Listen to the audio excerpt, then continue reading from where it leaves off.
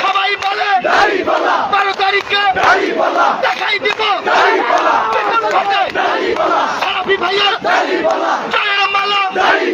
ইনশাআল্লাহ আল্লাহ আল্লাহ